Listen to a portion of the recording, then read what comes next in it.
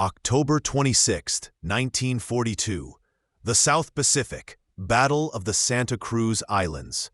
11:15 hours. The sky above the battleship USS South Dakota is not blue. It is a chaotic mosaic of black smoke, streaking tracers, and the terrifying, diving silhouettes of Japanese Aichi D-3A Val dive bombers.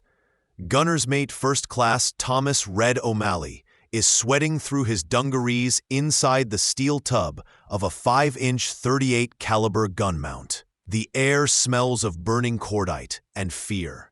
His world is a deafening loop of mechanical violence. The hiss of the pneumatic rammer, the clang of the breech block, and the earth-shaking crack of the gun firing. Elevation 42. Fuse setting 5 seconds. The fire control officer screams over the headset. This is the nightmare of naval warfare in 1942. It is a math problem that has to be solved in seconds, while the target is moving at 250 miles per hour. O'Malley watches the fuse setter crank the dial on the nose of the 55-pound shell. 5 seconds. That means the shell is timed to explode exactly 5 seconds after leaving the barrel. Fire. The gun bucks. The shell screams upward. 5 seconds later, a black puff of smoke appears in the sky. But it's useless. In those 5 seconds, the Japanese pilot, a veteran of the Imperial Navy, saw the muzzle flash. He banked hard to the left and dropped his nose. The shell explodes harmlessly 200 yards behind him. He's jinking. Fuse 3 seconds. Drop range. O'Malley grabs the next shell. The fuse setter frantically adjusts the timer, but the human hand is too slow. The mechanical gears are too slow. By the time they fire again, the Val is already in its dive, releasing a 500-pound bomb that screams toward the South Dakota's deck.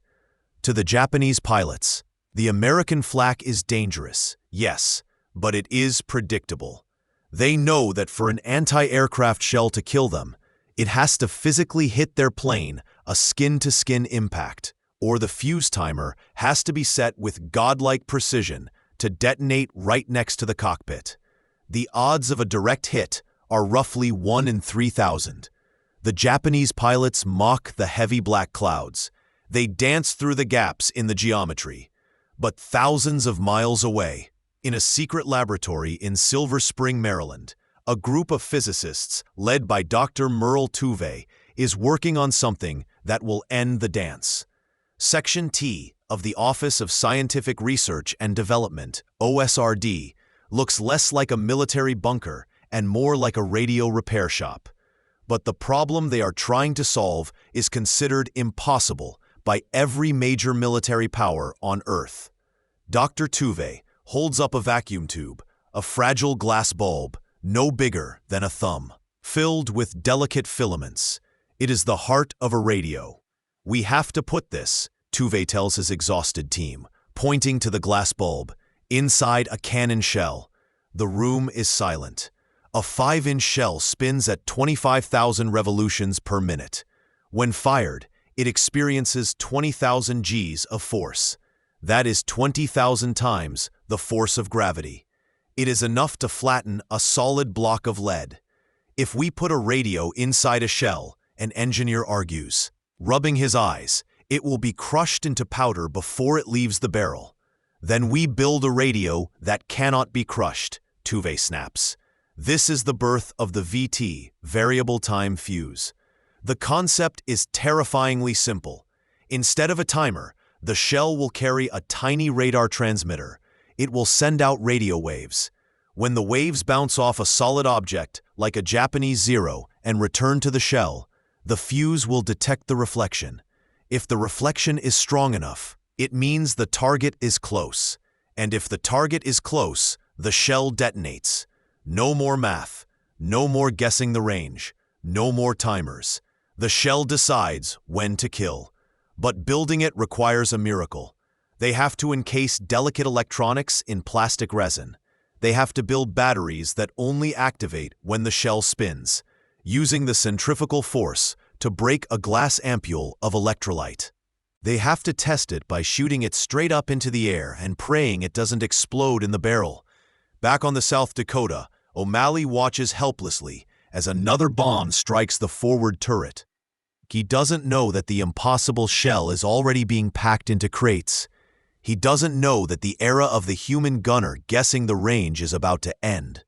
The funny fuses, as the sailors will call them, are coming, and the Japanese Air Force has no idea that the very air around them is about to become a weapon.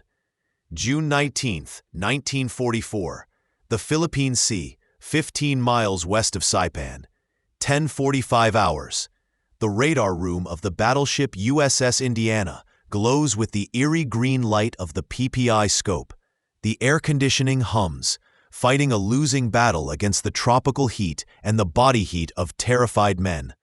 Raid I, the radar operator calls out, his voice tight. Large bogey, bearing 270, range 30 miles, Angels 12. It is the beginning of the Battle of the Philippine Sea, later known as the Great Marianas Turkey Shoot. Japanese Admiral Ozawa has emptied his carriers. 430 aircraft are inbound. It is the largest carrier battle in history, and the Japanese pilots believe they have the advantage of numbers and range. On the fantail, the 5-inch gun crews are hauling crates marked Project A, handle with care. Gunner's mate O'Malley pries open a crate. Inside, the shells look different. The nose cones aren't the usual machine steel.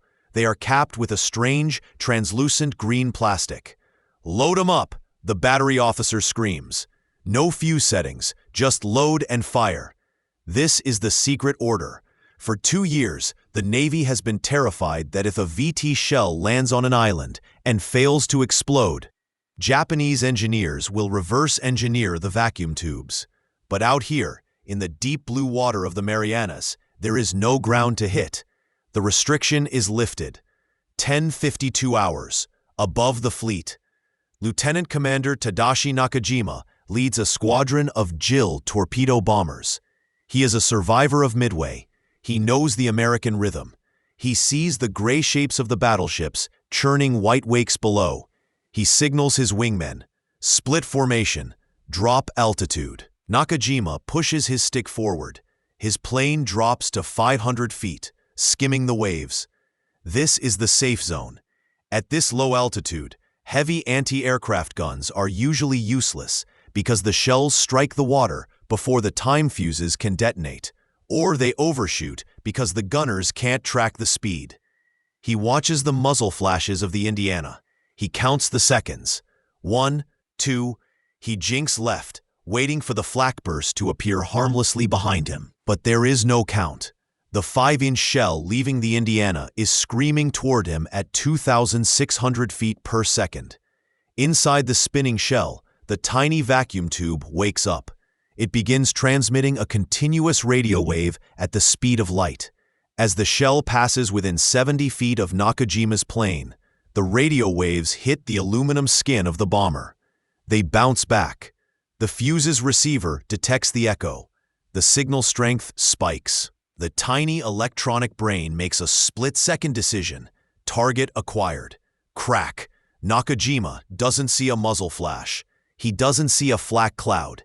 He just feels the world end. The shell detonates 50 feet above his cockpit. It doesn't need to hit him. The blast wave shreds his elevator. Shrapnel tears through the canopy, shattering the instrument panel and turning the cockpit into a blender of glass and steel. The JIL disintegrates. It cartwheels into the ocean, leaving only a streak of burning oil. On the bridge of the Indiana, the observers are stunned. Usually, they fire hundreds of rounds to down a single aircraft. The sky is normally filled with aux barrages, massive, wasteful walls of smoke, hoping to catch a plane by luck. But today, the shooting is surgical. Splash 1, the lookout yells. Splash 2, splash 3. It looks like magic. A Japanese plane dives, a gun fires, the plane explodes. There are no misses. There are no wasted shots.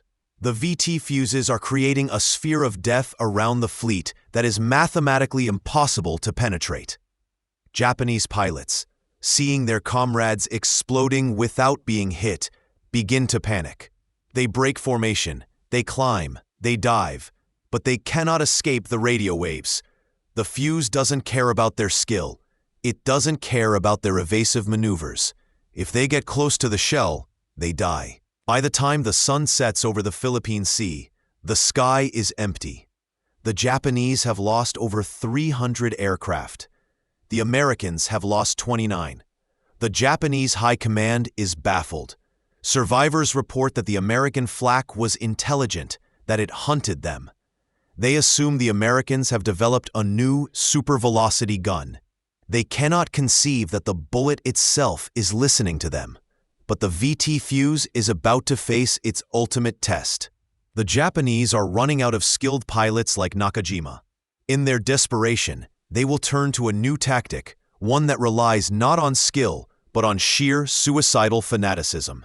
And the funny fuse will be the only thing standing between the U.S. Navy and the Kamikaze. April 6, 1945. Radar Picket Station Number 1, north of Okinawa. 16 hours. The destroyer USS Bush is alone. Floating in the gray, choppy water, 50 miles ahead of the main fleet. It is a sacrificial lamb. Its job is to detect the incoming raids and warn the carriers. But today, the raids aren't trying to get past the Bush. They are trying to become the Bush. Bogies, range 10 miles, closing fast. The sky is filled with the drone of the Kikusui, the floating chrysanthemum. 355 kamikazes are swarming from airfields in Kyushu. They are not flying in formation. They are ragtag, desperate, and terrifyingly focused. On the aft deck, the 5-inch gun crews are exhausted. They have been at general quarters for 6 hours. The barrels of the guns are blisteringly hot, the paint peeling off the steel. Here comes another one. Starboard beam. A lone Mitsubishi Zero drops out of the clouds. It doesn't jink. It doesn't weave. It enters a shallow, steady dive, aiming directly for the destroyer's bridge. This is the kamikaze nightmare. A traditional time-fused shell is useless here. If you set the fuse for 1,000 yards and the plane is closing at 300 knots, by the time the shell gets there, the plane is at 800 yards. The shell explodes harmlessly behind the tail, and the pilot flies through the smoke to kill you. You need a direct hit, and hitting a small fighter plane head-on is like trying to shoot a bullet with another bullet. Load VT, rapid fire. The loaders shove the heavy shells into the breeches. Clang, hiss, boom. The 5-inch guns erupt. They don't fire a timed wall of flak. They fire a stream of interceptors. The first shell misses the Zero by 40 feet. In 1942, that would have been a miss. In 1945, the radar in the nose of the shell senses the reflection of the Zero's engine block. Crack! The shell detonates. A jagged piece of shrapnel tears through the Zero's wing spar. The wing snaps off. The plane rolls violently, losing its lift, and smashes into the ocean, 300 yards short of the Bush. Splash 1. But there is no time to cheer. 2 more are coming from the port side. The VT Fuze changes the geometry of survival. It turns a near miss into a kill. It makes every shell a sentry that refuses to let metal pass. During the Okinawa campaign, the Navy fires thousands of these shells. The sky becomes a grinder. Observers watch in awe as kamikazes diving in terminal velocity suddenly disintegrate in midair, fly into invisible walls, or have their pilots shredded by shrapnel bursts that seem to track them like guided missiles. Yet even with the funny fuse, the swarm is too thick. The Bush is hit, then hit again. She sinks, but the fleet behind her survives. The VT Fuze inflicts such horrific casualties on the kamikaze corps that the Japanese cannot sustain the attacks. They are trading planes for shells, and the shells are winning. December 26, 1944. The Ardennes Forest, Belgium. 02 hours. While the Navy fights for its life in the Pacific, a different kind of desperation is unfolding in the snow-choked forests of Europe. The Battle of the Bulge is raging. the Germans have launched a massive surprise counteroffensive. American troops are dug in, freezing, outnumbered, and surrounded. For years, the combined chiefs of staff had banned the use of VT fuses on land. They were terrified that if a shell landed in a swamp and didn't explode, the Germans would find it, analyze the vacuum tubes, and invent a way to jam the radar. If the Germans could jam the fuses, the U.S. Navy would be defenseless. But with General Patton's Third Army racing to relieve Bastogne, and the Germans pushing hard, General Eisenhower makes a fateful decision. Release the Posit. Posit is the code name for the land-based VT fuse. In the frozen foxholes outside Bastogne, German infantrymen feel safe. They are dug deep. They have overhead logs covering their pits. They know that standard American artillery relies on impact fuses. The shell hits the ground and explodes, sending shrapnel up and out. If you keep your head down, you survive. Or the Americans try to use time fuses to create airbursts over the forest. But setting a timer to explode exactly 30 feet above the ground, while firing from 5 miles away, is tricky. Most shells burst too high or hit the tree branches. Then, the American 155mm long toms open up. The German soldiers hear the familiar freight train roar of the incoming shells. They duck into their holes, waiting for the ground impact. It never comes. The shells descend through the tree canopy. The tiny radars in the nose cones look down. They see the ground rushing up. At exactly 20 feet above the earth, the fuses trigger. Crack, crack, crack. It is a rain of steel. Thousands of jagged iron fragments are blasted directly downward, vertical velocity added to explosive force. The shrapnel punches through the log roofs of the foxholes. It finds the men huddling in the bottom of the trenches. There is no cover. There is no safety. To the German troops, it seems as if the Americans have learned to aim each shell personally. The slaughter is absolute. Entire battalions are shredded without ever seeing an enemy soldier. General George Patton, watching the devastation, writes a letter to the War Department. "The funny fuse won the Battle of the Bulge for us. I think that when all armies get this shell, we will have to devise some new method of warfare." The VT fuse remains one of the most closely guarded secrets of World War II, ranking just behind the atomic bomb and the Enigma codebreakers. It was a triumph of American manufacturing and physics. At its peak, the U.S. was producing 70,000 of these miniature radios every day. They took a clumsy, brutal weapon, the artillery shell, and gave it a brain. Dr. Merle Tuvey and his team at Section T never fired a shot in anger. They sat in a lab in Maryland, soldering wires and testing glass tubes. But their invention saved the U.S. fleet in the Pacific and broke the back of the Wehrmacht in the Ardennes. Japanese pilots went to their graves believing the Americans had magical aim. German soldiers died in their foxholes, wondering how the artillery knew exactly where to find them. They never knew that they weren't killed by a gunner's eye or a lucky shot. They were killed by a vacuum tube. Today's story is ended. Let's leave your thoughts in the comments below. See you in the next video.